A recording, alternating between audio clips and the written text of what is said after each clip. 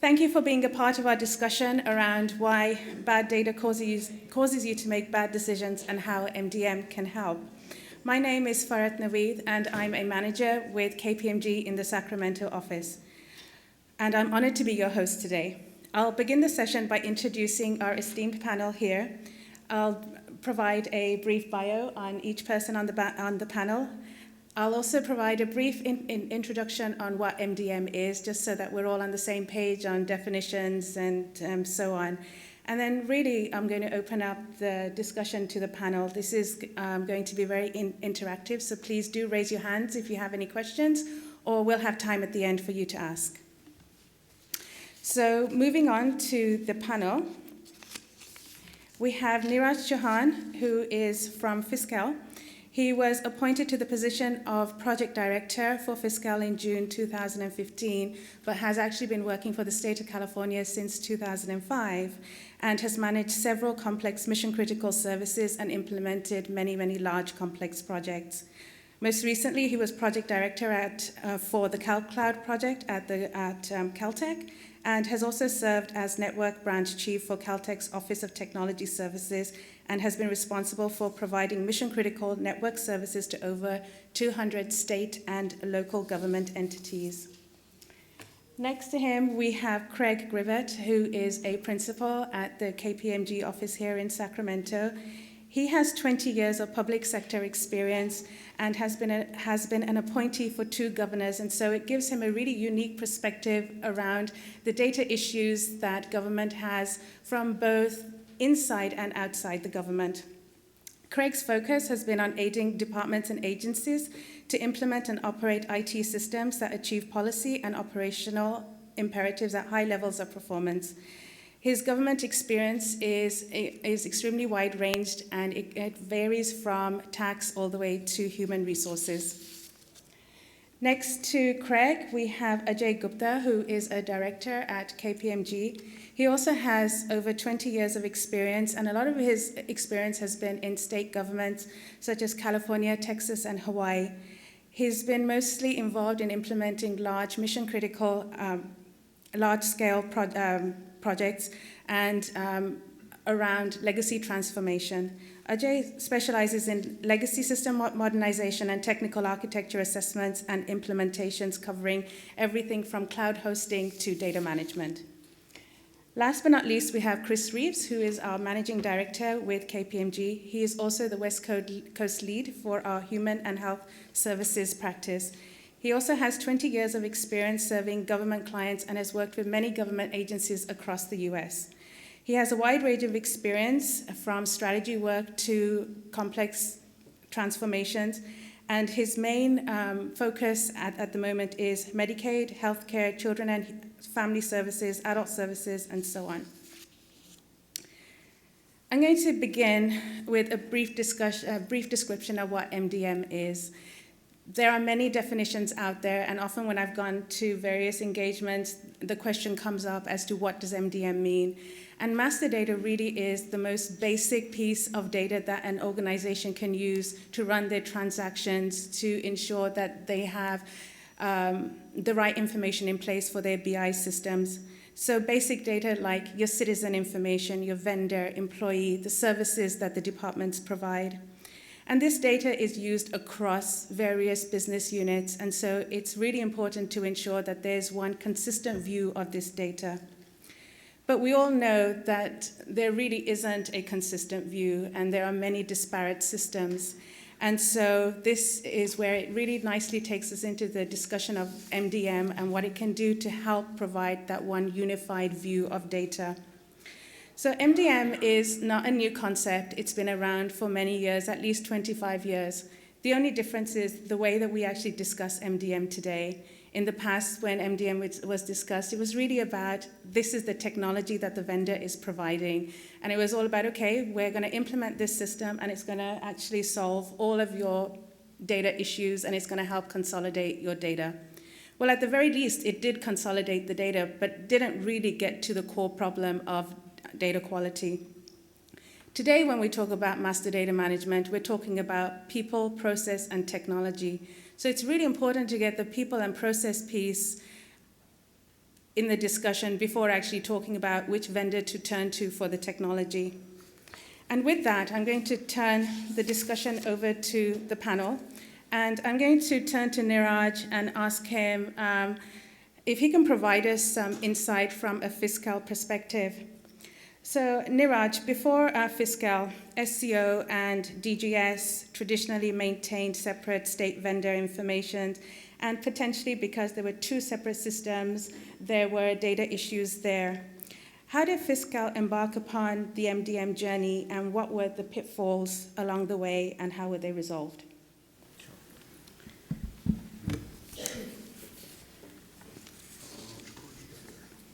I'm going to do my best. I can't see the folks on the right, so I'm Neeraj Chauhan. I'm project director for Fiscal Project. So before I talk about that specific example, Fiscal system itself, it's an integrated transactional system we're building for the entire state. So a single accounting system for accounting, budget, and procurement. I'm not an expert at MDM, but talking to the KPMG folks, what I realized is Fiscal is it's a master system or a master data system, which allows looking at the mission for Fiscal. It's integrity, accountability, and transparency. And we can't do any of those missions or goals without creating a system where there's a single source of truth. So single source of truth for all accounting data for California, all budgeting data for California, all procurement data for California. So specifically the example of the vendor management file.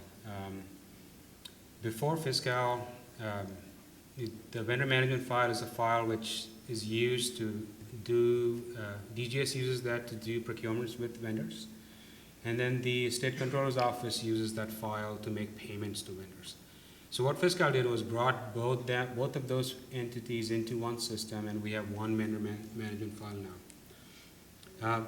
Having that one place to store that file improved the data quality and the errors. So both DGS and SCO have input into it, but Fiscal provided that platform to bring that into one area, where typically in the past you would share information back and forth.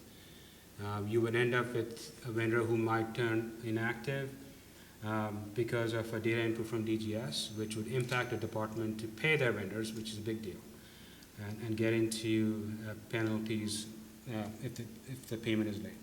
So we've been able to streamline that by putting that into one system. So that's what we did with Fiscal. Okay.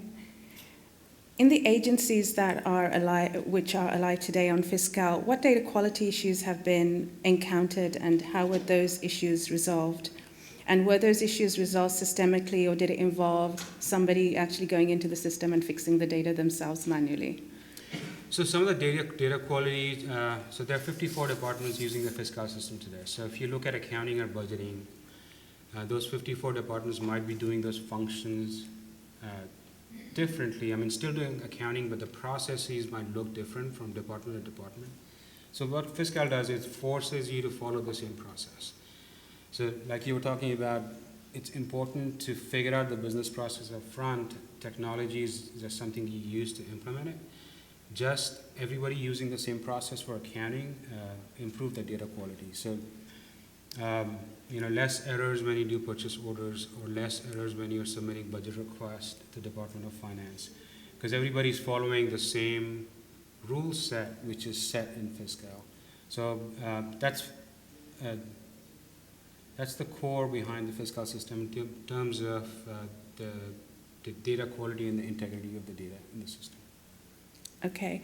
So as new agencies and departments are brought on board, they bring new data along with them, which could potentially have new data issues. How do you plan on resolving those issues, or is there a strategy in place to help mitigate any of the risks that new data can present? Two aspects of that. So one is, as departments come onto the Fiscal system, we bring their existing data into the system. So say you do accounting, your existing open purchase orders, your beginning balances for accounting would be brought into the system. And there's an issue there in terms of are these beginning balances or the data we're bringing on clean in terms of having all the information required for a complete data set. So some of those challenges and issues on the project, we brought on the 54 departments in 2 ways, so we have learned with every way. From some of the more simpler things like automating, so we have less human interaction. So we started first with spreadsheets being submitted to us, or if you're using an automated system, we'll figure out an interface with your system. So just being smarter with how we bring data into the system and using technology to remove human errors and just errors with the data itself. The other aspect of data in the fiscal system is, so the fiscal, one of the missions or one of the goals of the system is to turn off legacy system these departments are using. So what do you do with the legacy data? Because that data needs to move to fiscal also. So you have your transactional data, which you have to use for day-to-day function. But we also have the legacy data for different reasons we have to store. So the more obvious ones like legal reasons. So there might be retention policies by these departments, so we have to save them. But we also have reasons like business intelligence. So Department of General Services wants to look at all the procurement information in the state and make decisions on maybe 10 departments are buying the same product from the same company if 10 different contracts. Maybe we can merge the contracts together, renegotiate that a lower rate for the state. So there's some business intelligence data coming out of the system. Another aspect of that is data transparency. So in our mission is to provide data to the citizens of California for various reasons. I'm a taxpayer, so I want to know maybe how my money is being spent. How much of that money is being spent on health and human services. How much of that money is going to education, to nonprofits out there doing analysis on data. On the data and bringing up trends. Different think tanks might have access to that data to help innovate something based on So that's the other aspect of data in the fiscal system. So data cleansing mostly for a lot of people is a one-time activity that takes place when there's a major systems integration project that takes place. But in reality, to maintain that data quality, there needs to be a framework put in place to ensure that the thresholds for data quality are maintained. What process or what framework does Fiscal have in place to ensure that the work that they've already done is actually maintained? So the fiscal system itself has, through technology, guardrails on, after the first time you cleanse the data, you bring it in. So if you're transacting in the system, so there's edits and error messages to prevent you from putting in data and follow all the rules for our clean data set. Through batch processes and when we do bulk upload of data, again, there's technology and guardrails in there which will make sure that the data stays clean. And there's different auditing and reporting requirements out of the system. The 4 main stakeholders in fiscal are the control agencies, so Department of Finance, General Services, Controller's Office, and SDO. They all have pretty strong auditing arms on the data. So we rely on the technology, the people, and also the processes within the control agencies to make sure the data set stays clean. Okay, thank you. Craig, we know that KPMG has been involved successfully in implementing many Medicaid eligibility systems. During the implementation of these systems, how have you ensured, or how has the team ensured the data quality was not compromised? And what was the process that was put in place to ensure that data quality remains at the highest threshold possible? Thank you for the opportunity to talk on this. This is not really unique to Medicaid. We do it a lot in the healthcare area. But really, talking about data quality, and I love where the conversation's been going from really looking at the process and the governance, the organizational will to make this happen. Data is really every organization's primary driver for how you make decisions, right? And so in the case of, you use the example of Medicaid, and that's as good as any example, right? You have, individuals who are represented in a system for benefits. Those individuals interact with the system and through the organization many different ways, some of them online, some of them through paper, some of them have been known to the system for 30 years, and are, part of a pre-existing system and may need to be converted into a new system. But the life of that data is really what drives the organization and the organization's ability to make decisions, in this case, eligibility decisions. But that goes through a whole administration life cycle, right? So there's deduplication of data. Many systems, eligibility systems are a great example of this, have tons of duplicate data entries in there, right? Thousands and thousands of duplicate records. So looking at data quality and looking at, tools that can help, identify those duplicates and reduce the duplicates is a big part of that throughout not just initial system implementation, but throughout the life of system management. In fact, we have things that we call dupe queues that we use for identifying duplicates and sending those duplicates to the right people for processing, right? Because sometimes somebody has to look at it. They have to see one record next to another record, right? Not always is a system able to make that decision for you. Sometimes we can send it to a rules engine, and sometimes that rules engine can make a automated decision about that, right? Can infer the right answer about that data. In other cases, we're trying to consolidate data, between multiple sources.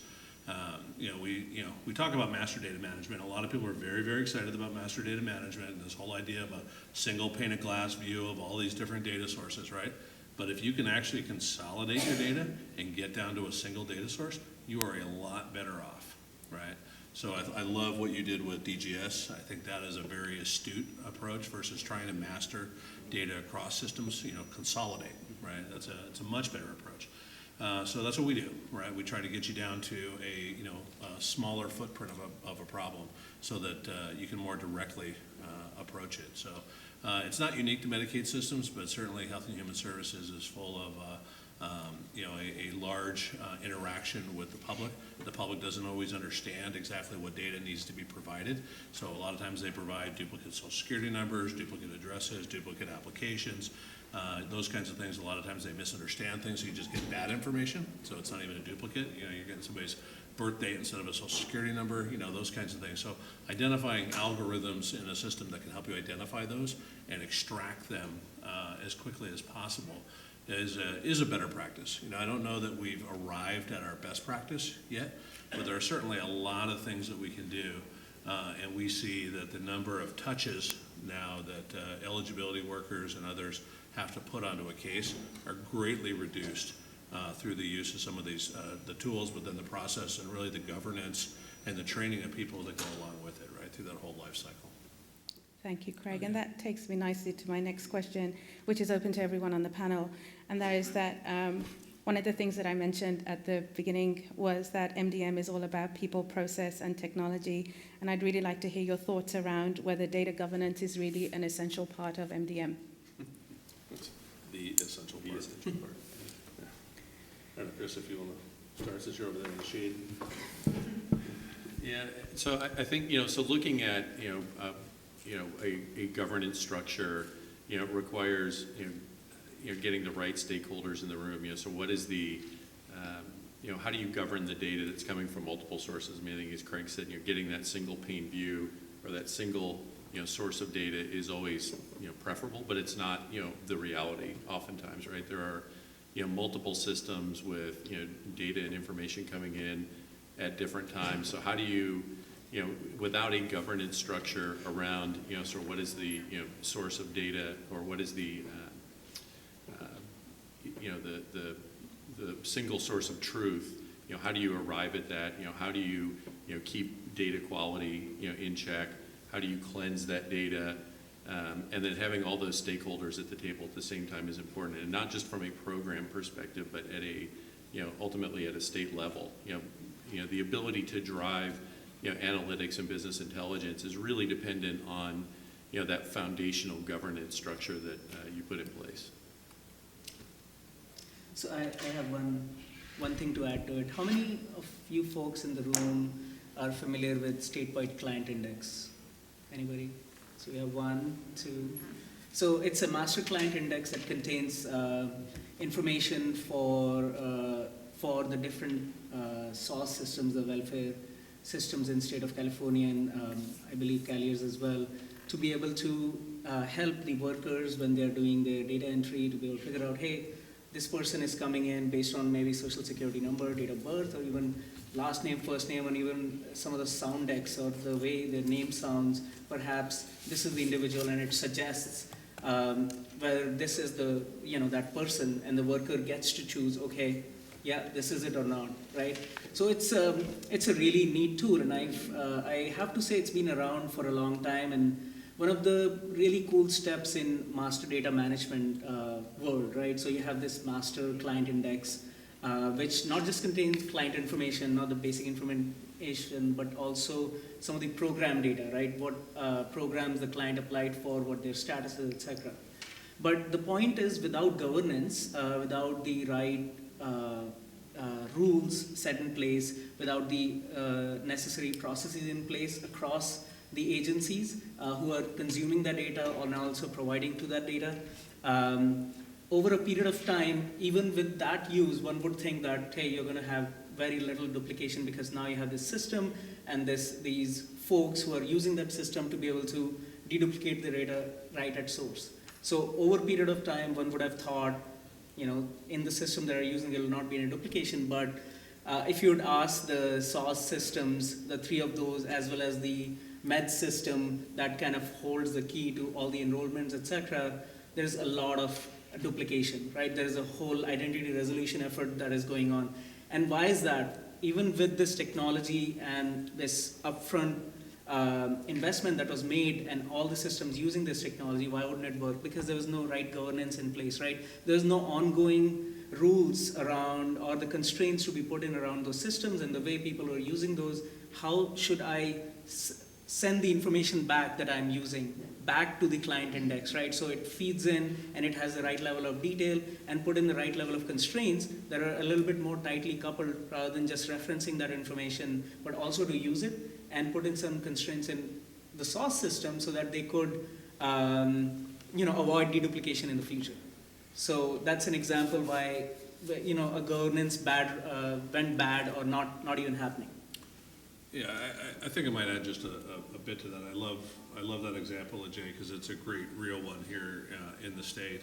To me, this comes down to a lot comes down to whether you're just a consumer of the data. So if it's your data, and I'm the one that's consuming it, then maybe I need to master that data because I want to get a single report from all of your junk data sources, right? I don't trust any of you, but together I want to use all of your data to come up with some single pane of glass view of, Neeraj and how we provide integrated services to him, right?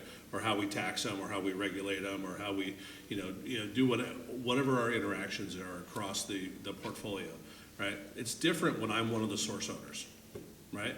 If I want to use these tools, now I have the ability to not only use the tool to sort of abstract and to aggregate and to make decisions about how I look selectively across this data to get that view, but I can actually use it from a quality perspective, right?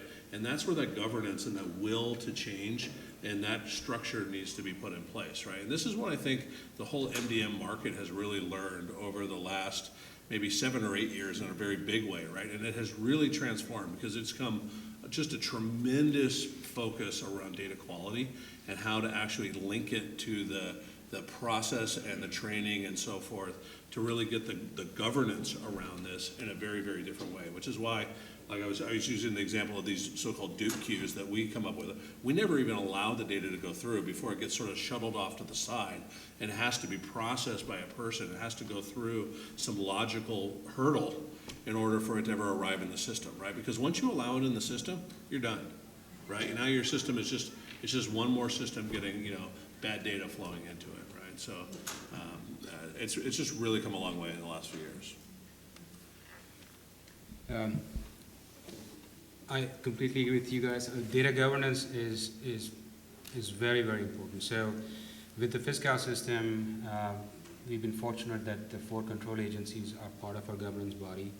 So as folks, what does an accounting record look like or a budget record look like? It took a governance body between finance, state controller's office, treasurer's office, and general services to figure that out and tell us, so we can uniformly implement that in a transactional system with the departments using it. But also the governance body helps us. For example, I have a problem statement today where the legacy data out of the 150 or so departments which will use the fiscal system, when we get their legacy data, we did a study a couple of years ago. If we just accepted the data as is, without any kind of governance, it would cost us a lot of money, and then at the end of the day, we would not be able to make any sense of the data. It had no purpose. And the study basically said, if you're going to do that, then just don't do anything. It's better to just leave the data where it is. The approach me and my team are going to take is to define, through that governance, define some standards, and then publish those standards out to the departments, and then get feedback from them also. And this is where the people side of the data management comes into place, is asking the departments is, what are you looking to get out of this data? We get the legal requirements of retaining data, we get that. But other than that, what would you be using this data for? Is it for historical purpose? So if you get audited, you want to go back and look at data, that's again a legal requirement. If it's a business intelligence, what kind of analytics do you want to do? So we can best store the data for you, best gather the data between the different sources for you. So we are creating a policy group. So the other thing is create some statewide policies for how this data would be stored and then how it would be used. And again, using a governance body of the 4 control agencies. And then through our customer impact committee, getting the departments to start thinking about how do you want to use this data when it comes back in. So data governance is very important. Without that, it's going to cost you a lot more money, and then at the end result is you don't get the benefit of creating this master data record. Thank you. Typically what I've seen over the years is that MDM is an initiative which is started by the IT department, and so it's a ground root organization that starts up and really doesn't get very much traction other than anywhere outside of IT. What are your thoughts on that approach? Should it really be an initiative started by IT, which is bottom up, or should it be owned by the business, or should it be a partnership, and should there be an initiative from the top down to actually spread the word across the organization that MDM is the way forward, because at the end of the day there will be this consolidation of data and everyone will get to see the same view. So Neeraj? I definitely see it as a partnership. With the primary responsibility, you have to start with the business side first. Like I talked about, you have to find out what are the end goals, what are they trying to do with the master data set. And then you have to partner them with the smart IT people to make sure it's achievable. Just because something is shiny and can be done, you can't go chase that down. So you have to be realistic on, all right, these are the 5 goals I'm trying to do. Well, to do these 5, it's going to take you 30 years.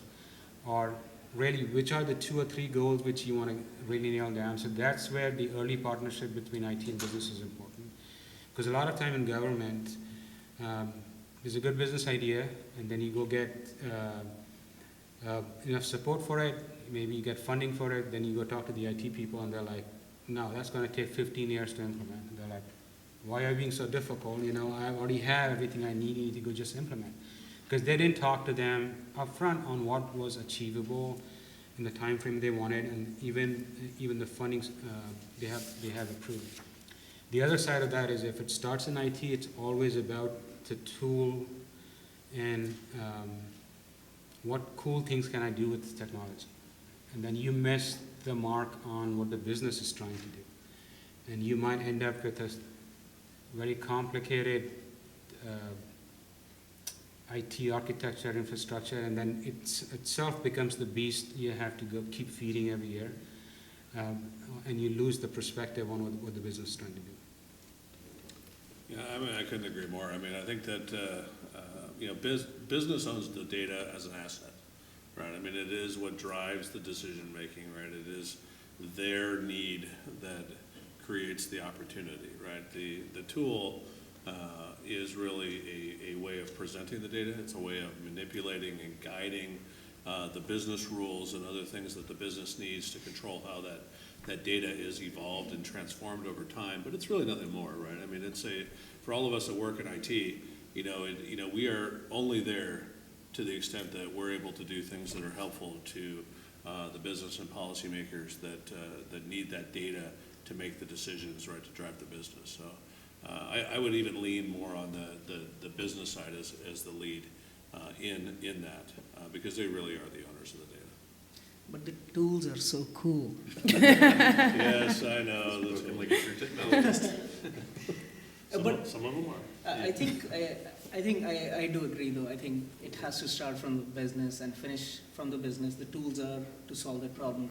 I do think, though, some of the interesting challenges from state government side that we typically run into is when we are looking at, we come up with a concept and business agrees that there's a problem to solve, and we start working on the concept, and typically we rely on more traditional and more stamped tools for that particular space. If you're master data management, I'm looking at a master data management tool set, right? Are we looking at, like, to Neeraj's point, the very first point, just consolidating the data, which Craig agreed to as well, is probably a better approach and probably cheaper in the long term, depending on what the complexity is, like what Chris was saying. If it is too complex, perhaps you cannot consolidate, right? But then comes in the disruptive technologies, right? The world of unstructured data, the world of NoSQL, the world of no data warehouses. You can do everything in your transactional database, and as fast as you can imagine, right? But with state governments comes in the challenge, and it's a question for panel and everybody else in the room, is that are we sometimes moving too slow that it becomes so costly for us implementing those traditionally viable tools that we are not looking at some of these disruptive technologies, especially in this, I don't want to call it temporary, because really master data management is really a long-term process, but some of the interim things like data quality improvement, etc., that are transient in nature. You solve the problem, you move on to the long-term governance. How do you go about knowing about those things, and how do you go about actually accepting those? Can you be the early acceptors of those disruptive technologies? That's a good question. Before I open questions out to the floor, I have one more question, and that is, Chris, I'll direct it to you first. What can clients typically see in terms of ROI when they implement a MDM solution? And then how can they actually take that information and spin it into a business case to actually convince business that this is really the way to go? Yeah, that's a great question, because I think that's where the kind of rubber hits the road, right? And I think, so we've talked about, a couple different themes around, transparency. We've seen a proliferation of, demand for, government data, and that requires that you have good data, right? So as, people have a demand for, better access to information, and, they want to engage in different ways with government, so that's, from more of an intangible perspective, having that good data is really important. In order to make good decisions, right? So having evidence-based, data to be able to make policy decisions, is really, really critical. And then, having the ability to have, better, more efficient services, really goes back to what do you have people spending time doing? So as we talked about, duplicate data, I mean, we've all seen legacy systems where you start pulling in, different sources of data, and you have people spending time, manually deduplicating that data. What is the right name? What is the right social security number? Who is the right, provider? Who is the right, employer for this data, so that you can actually do something with it, from a business, intelligence or analytics perspective, or just, on day-to-day operations. So, from a cost perspective, that has, massive costs. That deduplication is, having your people spend operational time on that deduplication, or, data that is corrupted, is very expensive and disruptive to the organization. But I think from a more positive perspective, and cleaning up that data, or having MDM allows you to do things like, so from a business case, we see in Medicaid as an example, the ability to detect fraud or prevent it up front with good data is really critical. I mean, there are lots of studies and there are a lot of benchmarks on what the cost of fraud is, and the inability to prevent it up front is even more costly. Trying to go back in and tell a story about what is happening without good data is massively expensive. So having that tools at your disposal to be able to upfront prevent fraud or to do those investigations is really critical. Yeah, I would just add that, one of the big business cases we see around data, master data management, data, many data quality initiatives is really around self-service. So mobility and making services available so that the public can interact with government differently, right? Many agencies are terrified about the prospect of exposing their data online because they really are not very confident that even the data they have linked to specific individuals necessarily is that accurate. And so, going through and developing the rigor, developing the processes, the governance, and the set of cool tools that will allow you to really get your data to a point where you are comfortable exposing it so that people can interact with it predictably through secure online transactions is a huge business case. So I suspect that many of the folks in this room have at least portions of your business that have been exposed out to the internet for online self-service and so forth. Most of them are probably around new transactions, right? You may not expose legacy data, through those. And if you're having difficulty exposing legacy data because you don't trust that you have certainty that you can link the online user to that legacy data, these are the kinds of initiatives that you could build a business case around to say, hey, there really is value in us doing that, because if we can interact more productively with the public, then we can drive the cost of government down while driving the quality of service up. Yeah. Thank you. Any more comments? Really quick, so for fiscal, if you ever bored want to read the fiscal FSR, it is based on some of the easier things like saving the state money on not having multiple systems for accounting and budgeting, so that's straightforward. But also, to some of the points you guys made is, for example, auditing. The State Controller's Office audits all the payments for the state of California. It's over $300 billion of payments the state of California makes or receives, both ways. Having the ability to audit that quickly in one system, can save you so much time and money, and then better accountability of how the money is being spent. Those are the benefits which sometimes you can't put a dollar amount on cleanly, like you can do with, hey, I'm going to retire 50 legacy system, it costs you so much. But those are the other benefits of having all that into a master system. Thank you. Strongly agree with that too. Are there any questions on the floor? Yes. Yeah, I just have a few questions. You guys keep your tools. I was wondering, what kind of software tools are you guys using for managing your data, or maybe the workflow, or how that's working? And also, is there an agile methodology you guys are using? So the set of tools can vary quite a bit. I mean, I think that there are some pretty common, master data management tools out there. For us, we tend to not lead with a particular specific tool set versus, taking a look at what clients already have, right? Because what we normally find is that client agencies already own an array of data administration, data management, data quality tools, whether they even know it or not. And so we mostly try to go to the tool shed and find out what's already been bought so that we can leverage, what's there. So you may have a set of tools from Oracle, you may have a set of tools from IBM, you may have a set of tools from Microsoft or many other vendors there. And so really it's about leveraging those tools to their fullest extent. And then only if you have a gap at the end of that, taking a look at what's going to help move you to that sort of next layer in the evolution. I'd put it 9 out of 10 times, our clients have at least, 50% of the tools they need already in place. right? And it's really about getting better leverage out of those tools and, helping them build the workflows into the things they're already using to drive workflow. So if they have a case management system, right, does that case management system have the concept, of a duplicate queue, right? And does it have a way for an eligibility worker to see that, right? In the case of an accounting system, is there, a transactional path for a duplicate invoice, to get processed, in a out-of-band process? If there isn't, then, helping them build that within their existing ERP, right? Versus coming in with a whole new system and saying, hey, let's extract all of that, let's build a whole thing separate, and then let's create a bunch of reports and a workflow associated with that report and the remediation and everything.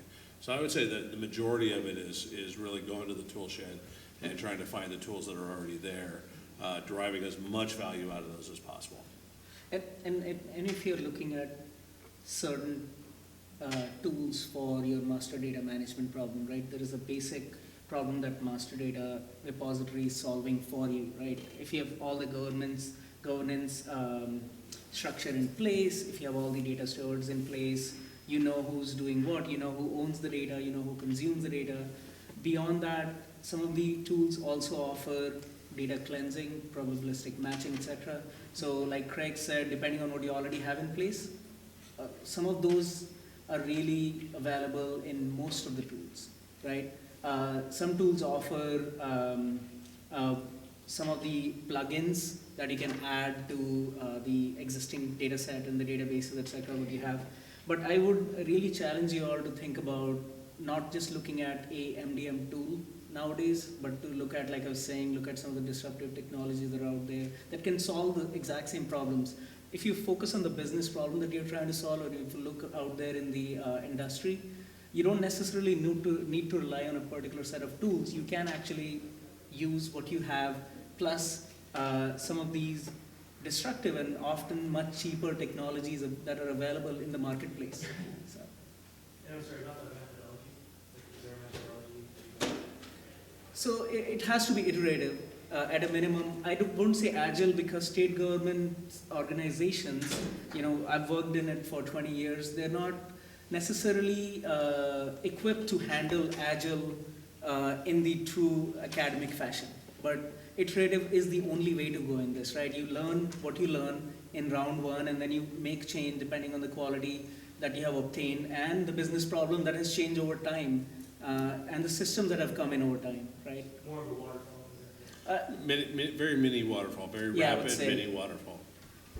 Yeah, I would never say it'll get to agile, but I would say it has to be small, iterative, sets. Yeah, we can have the evangelical conversation about agile later. Yeah, whole nother topic. Any other questions? Yes. Quick question, and it's kind of adding to the previous questions, but when you are working with state agencies, how are you preparing those state agencies for the future, the new technology, the new software, when you're dealing with a specific problem to meet the specific need of today? So, for example, you indicated that you take a look at the state agency's tools and their access to tools currently. What if those are sunset, 12, 15 months down the line? Then where are they at? Are you giving them that insight when you're striking that partnership initiative? Yeah, I would say that the easy answer to that is that you always look at the data first, right? The data is the asset, right? Any tool, I don't care what the tool is, it is a momentary flash in the pan convenience for manipulating, presenting, transforming that data over time. So whether it's going to be sunset tomorrow, or it's going to be sunset in 20 years, or you're going to keep it for the rest of your career, it is just a tool for guiding your use of your real asset, which is your data. So when you really focus on the data as the asset and everything else is just orbiting around it, you start to really build the architecture and everything around the use of that data, so that whether you go to the cloud or you're on premise or wherever you are, your data is your asset that you're guiding and that you're really harboring, right? Because that's got to be, and then the decisions around the tools then become easier, because you're not making a decision around a specific tool, right? You're making the decision around the data and how you're going to manipulate it for that period of time without really a permanent commitment to whatever that shiny object is that you've surrounded it with. So. And in terms of actually getting them getting them ready for the tool set like you asked. I would say, to piggyback on the previous question, showing iterative but quick results, right, would get you the buy-in, both from business units and the IT organization. So that's the goal, right? You start with, you have a big problem, you divide it into smaller problems. Perhaps there is a certain problem around data quality that, it's a low-hanging fruit that a particular tool can solve. You introduce the tool, you show the results to the client really quickly, right? It's not a matter of months, it's a matter of weeks when you want to produce those results. That gets them excited, gets them also a little bit more confident and a little more engaged that, hey, it's possible, right? My problem's going to solve. So that's how those are some of the tools that you use or methodologies that you would use. Quick, iterative, and low-hanging fruits that you try to tackle first. We have time for one more question, and there's a question in the back. yes. I was going to ask about the reference architecture for MDM. So does KPMG have a reference architecture with a conceptual Do you and have logical review, or do you guys approach from an industry perspective, or how do you approach to a particular engagement solution? It's a good question. So the answer is yes, we do have reference architecture. There is, not for all industries, obviously. Craig, I don't know if you want to talk about specific industries, but we do have reference architecture around just MDM as a whole. The problem of people, process, and technology doesn't change. So we have specific activities and tasks and templates and deliverables that you can that this architecture comes packaged with, right? We actually, interestingly enough, had a slide deck that shared some of the reference architecture concepts that we decided we didn't want to bore you all with PowerPoints. So, but the answer is yes. So maybe after, if you're interested, Yeah. we can And I get can share it with you, Jared. get your contact information, share it with you, that sort of thing. Yeah, happy to. So thank you everyone for being a part of this session, and I'd also like to thank everyone on our panel who've taken time out of their busy schedules to be here with us. Thank you. Thank you.